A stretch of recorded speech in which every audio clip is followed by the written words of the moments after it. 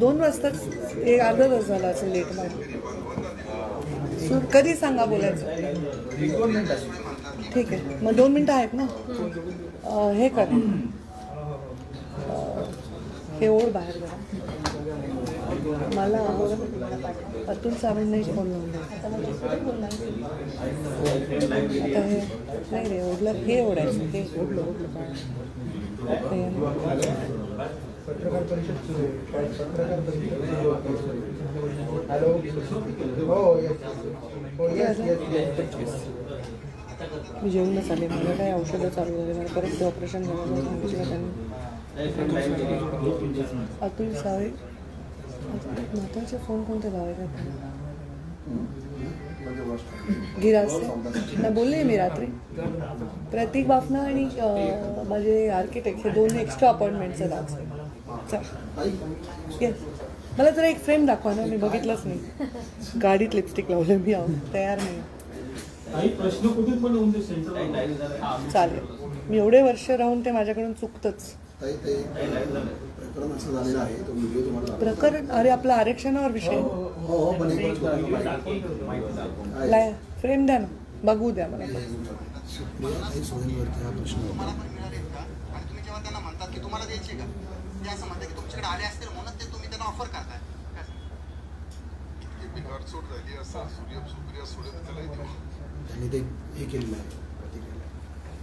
काय काय प्रतिक्रिया द्याव्या रोज उठून. माझं मी बसले माझ्या कार्यालयात, तेवढं प्रतिक्रिया देऊ शकते. बोला, सुरू करूया.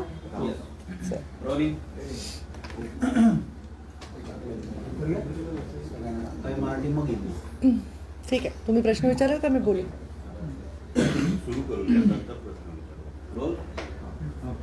आज सर्वोच्च न्यायालयाने EWS आरक्षण वैध ठरवलेलं आहे. कशा प्रकारे बघत्या निर्णयाकडे, कारण 10% सर्वोच्च न्यायालयात याचिका दाखल झाल्या. सर्वप्रथम मी नरेंद्र मोदीजी प्रधानमंत्री झाल्यानंतर त्यांनी घेतलेल्या महत्त्वाच्या निर्णयापैकी एक निर्णय हा होता, आर्थिकदृष्ट्या मागासलेल्या वर्गाला 10% आरक्षण देण्याचा निर्णय. आणि त्या निर्णयाचा सुप्रीम कोर्टामध्ये आज अंतिम निकाल होता आणि त्यामध्ये सन्माननीय सुप्रीम कोर्टाने हा निर्णय वैध ठरवलेला आहे, त्याच्यावर शिक्कामोर्तब केला. या निर्णयाचं मनापासून स्वागत करते. सामाजिक मागासलेपण आणि आर्थिक मागासलेपण ह्या 2 वेगळ्या गोष्टी आहेत, पण दोन्ही तेवढ्याच महत्त्वाच्या गोष्टी आहेत या देशाच्या युवकांच्या भविष्याला डिझाईन करण्याच्या दृष्टीने. आणि त्यामुळे सामाजिक मागासलेपणाला एकीकडे ताकद देत असताना, त्यांच्या पिढ्या घडवायचा निर्णय वरचेवर घेत असताना, आर्थिक मागासलेपण ज्यांच्याकडे आहे त्यांना सुद्धा कुठेतरी न्याय मिळावा. आणि त्यांच्यामध्ये असणाऱ्या मेरिटमध्ये तर केवळ पैसा त्यांच्याकडे नसल्यामुळे जर त्यांना संधी मिळत नसेल तर त्यांच्यासाठी हा निर्णय अत्यंत योग्य आणि आवश्यक आहे असं मला वाटतं. आणि आज त्या निर्णयावर शिक्कामोर्तब झालंय, त्यामुळे भविष्यामधल्या पिढ्या घडण्यासाठी या निर्णयाचं मोठं योगदान होणार आहे. मी प्रधानमंत्री नरेंद्र मोदींचं या निर्णयाबद्दल अभिनंदन करते आणि सुप्रीम कोर्टाचे मनापासून आभार मानते. निकष बदलावेत असं सुद्धा काही मागणी केली जाते, कारण 8 लाखाचा निकष आहे, 8 लाखांपेक्षा कमी. जर 8 लाख निकष असेल तर तो मग गरीब कसा, आर्थिक दुर्बल कसा. आपण जर आता महागाईचा निर्देशांक पाहिला, लोकांच्या फी स्ट्रक्चरचा थोडा अभ्यास केला, एखाद्या व्यक्तीला शिक्षण घेण्यासाठी त्याचा राहण्या खाण्यापासून लागणाऱ्या खर्चाचा सगळ्यांचा अभ्यास घेतला तर हे निकष काळानुरूप मला वाटत नाही की चुकीचे ठरतील. कारण जर सगळ्याच गोष्टीचं वाढत असेल तर जो निकष आर्थिक मागासलेपणासाठी आहे तो पण बदलणार. त्यामुळे तो निकष ठरवणारी एक टीम आहे, तो निकष ठरवणारी, अभ्यास करून ठरवणारी एक टीम आहे. नक्कीच ती टीम त्याला योग्य पद्धतीने हाताळत असणार आहे आणि योग्य निर्णय देत असणार आहे, मला असं वाटतं. हिंदी में बताइए कि जो फैसला दिया है सुप्रीम कोर्ट ने उसको कैसे. प्रधानमंत्री नरेंद्र मोदी जी के अत्यंत महत्वपूर्ण निर्णयों में से एक निर्णय था, आर्थिक जो लोग पिछड़े हैं उनको 10% आरक्षण का निर्णय लिया गया था. आज सम्माननीय सुप्रीम कोर्ट ने इस निर्णय को वैध साबित किया है और इस निर्णय को कंटिन्यू करने का निर्णय लिया है. मैं सबसे पहले सुप्रीम कोर्ट के आभार व्यक्त करती हूँ और प्रधानमंत्री नरेंद्र मोदी का ये निर्णय का स्वागत करती हूँ और ये निर्णय स्वीकार होने के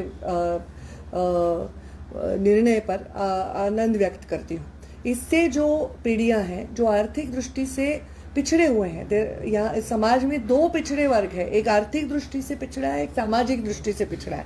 सामाजिक दृष्टि से पिछड़ा हुआ वर्ग को आरक्षण का ताकत जितनी ज़रूरी है उतनी ही आर्थिक दृष्टि से पिछड़े हुए वर्ग को भी ज़रूरी है। ये जानने का और उनके आने वाले युवाओं को, आने वाली पीढ़ियों को सकारात्मक एक दिशा देने का ये निर्णय है। मैं इसके बारे में हृदय से आनंद व्यक्त करती हूँ, स्वागत करती हूँ। इस फैसले के बाद जो है उदित राज कांग्रेस के नेता है, उन्होंने एक बयान दिया है और सुप्रीम कोर्ट को लेकर काफी कड़क टिप्पणी की है। वही उन्होंने कहा है कि सुप्रीम कोर्ट, ट्वीट भी किया उन्होंने, सुप्रीम कोर्ट जातिवादी है और इसमें अब कोई शक नहीं रहा, क्योंकि जब भी ST, SC और OBC की बात आती है तो 50% कैप की हवाला दिया जाता है, लेकिन ये जो है सवर्णों की यहाँ पर बात हुई तो उन्होंने तुरंत इसको मान्य कर दी। देखिए, ये निर्णय मैं इसको युवाओं के प्रति जो आर्थिक दृष्टि से सक्षम नहीं है ऐसे परिवारों के प्रति एक सकारात्मक निर्णय मानती हूँ। मैं पिछड़े वर्ग के आरक्षण के साथ हूँ, मैं खुद उन विचारों के साथ हूँ, तो मुझे लगता है उनके आरक्षण को कहीं भी धक्का ना लगते हुए अगर ये आरक्षण दिया जा रहा है तो इसमें कोई गैर नहीं, इसमें कोई राजनीति नहीं होनी चाहिए। उनके बयान को आप कैसे देखते हैं? उन्होंने सुप्रीम कोर्ट के ऊपर ही मेरी विनती है इस बारे में कोई राजनीति ना हो, ये युवाओं का भविष्य शेप करने वाली योजना है, इसके बारे में राजनीति ना हो। आरक्षणाचे निकष हे आर्थिक पातळीवरतीच असावेत आणि त्याच दृष्टीने पुढे जावं असं मला वाटतं। नाही, कारण सामाजिक मागासलेपण हा फार गंभीर विषय आहे आणि तो अजूनही लोकांच्या मनातून पुसला गेला नाही।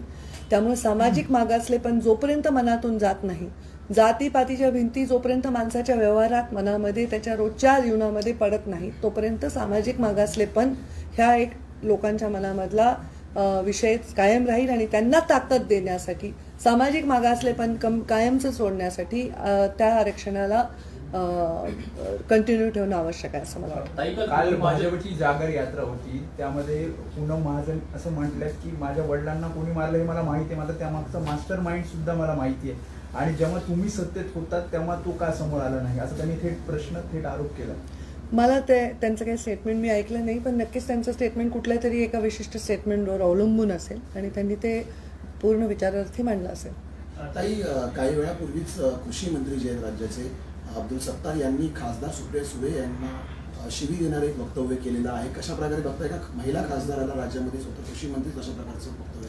मी हे वक्तव्य पाहिलेलं नाही सन्माननीय मंत्री महोदयांचं, पण कोणत्याही पक्षाच्या कोणत्याही व्यक्तीने कोणत्याही महिलेविषयी आणि कोणत्याही इतर महिला काय पुरुषांविषयी सुद्धा आदरयुक्त पद्धतीने टीका केली पाहिजे असं माझं मत आहे।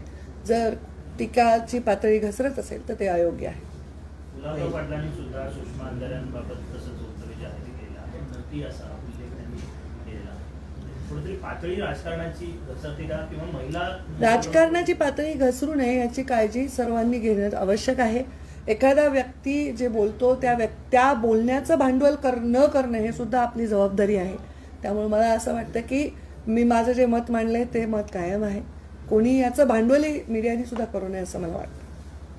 भाई हिंदी में की जो बयान आ रहे लगातार सरकार की तरफ से, जो मंत्री एकनाथ शिंदे उनके खासतौर पर सुप्रिया सुले जी हो या फिर सुषमा अंधारी, उनको लेकर जो बयान दिए जा रहे हैं उसको लेकर कैसे आप? मैं कोई भी मंत्री हो, चाहे वो कोई भी पार्टी का हो, कोई भी राजनीति में या राजनीति के परे काम करने वाला व्यक्ति हो, वो महिलाओं के प्रति सम्मानजनक व्यवहार रखे ऐसी अपेक्षा करती हूँ।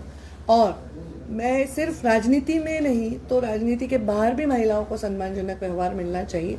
महिलाओं को क्या किसी और पुरुष के बारे में भी गलत टिप्पणी, वैयक्तिक टिप्पणी और नीचे के स्तर की टिप्पणी नहीं होनी चाहिए। राजनीति की गरिमा बनाए रखनी चाहिए। मुंबई में बीजेपी ने मुंबई का जागर इस तरह का अभियान शुरू किया है और उसमें वो मुंबई BMC को लेकर मुद्दे उठा रहे, रोज सभाएं कर रहे हैं। विपक्ष का ये कहना है कि बीजेपी हमेशा ये जागर नहीं है, गाजर है, बीजेपी हमेशा लोगों को लॉलीपॉप देती है, 2014 से चलता रहा है। देखिए, अभी चुनाव है तो हर पार्टी अपनी पार्टी की मर्यादाओं को बढ़ाने की, अपनी पार्टी की ताकत बढ़ाने की कोशिश करेगी, तो ये सब बयान होना नेचुरल है। इस पे ज़्यादा अपनी एनर्जी ना खर्च करते हुए फोकस काम हम सब करें, ये ज़रूरी है।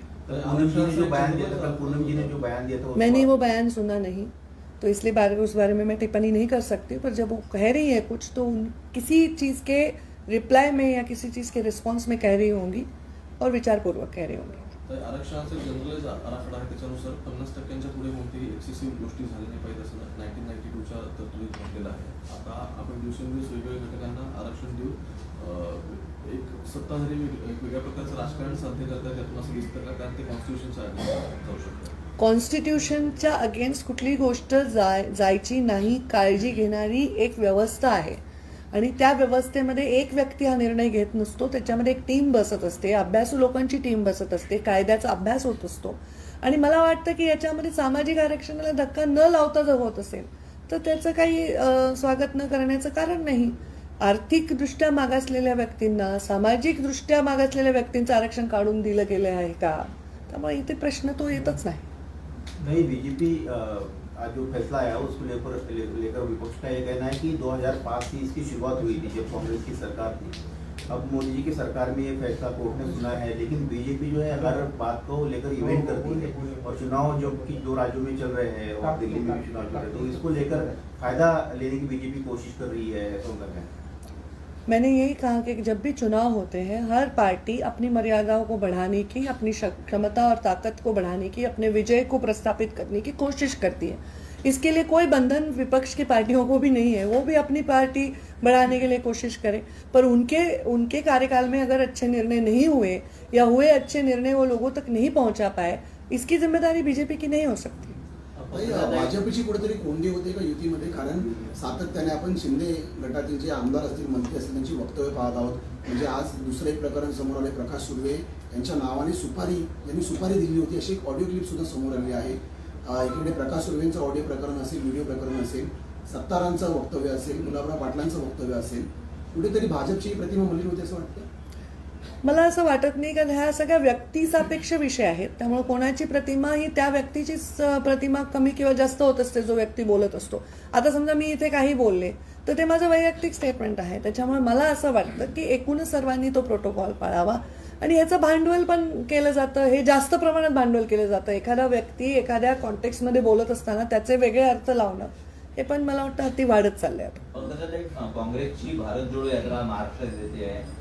शिवसेनेकडून उद्धव ठाकरे गटाकडून आदित्य ठाकरे त्यामध्ये सहभागी होणार आहेत, शरद पवार पण सहभागी होणार आहेत असं म्हटलं जात आहे. आता हे मी बातम्यात पाहिलेलं आहे. युपीएचे जे घटक आहेत ते त्याच्यात सहभागी होणार आहे, याच्यामध्ये काय गैर आहे? विशेषतः मराठवाड्यात कुठे पण ते त्यांच्या युपीए मध्येच आहेत, तर ते तिथे सहभागी झालेत, काही गैर असण्याचं कारण नाही. जेपी पार्टीवाला जे बेंचवरती होते आरक्षणाच्या, त्यांनी असं म्हटलं की हे लॉंग टर्म साठी आपण चालू ठेवू शकत नाही आणि याचा जर वैयक्तिक कोणाला जर त्याच्यातून काही गोष्टी घडल्या, त्यांनी असं म्हटलं तर या आरक्षणाचा पुनर्विचार केला जाईल. जर ते लॉंग टर्म येणार नसेल तर मग ते शॉर्ट टर्म साठी त्यात कितपत फायदा ठरला असतो. आता हे बघा, सुप्रीम कोर्टाचा 5 जजेसचा बेंच आहे, त्यांच्यापेक्षा मी विद्वान नाही.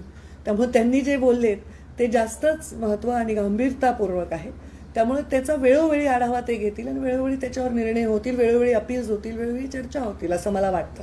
आणि त्या चर्चेत जनहिताच्या दृष्टीनेच निर्णय होतील असा मला विश्वास आहे. महिला मोर्चाच्या अध्यक्षपदी चित्रा यांची नियुक्ती झाल्याच्या नंतर त्यांची नियुक्ती होती म्हटलं, मात्र चर्चा तुमच्या नावाची होती. आता त्याला मी काय करू शकत नाही. मी कोणत्या नावाची चर्चा माझ्याशी जोडली जाते ह्याला मी काय करू शकत नाही. पण मी ऑलरेडी देशाच्या टीममध्ये आहे.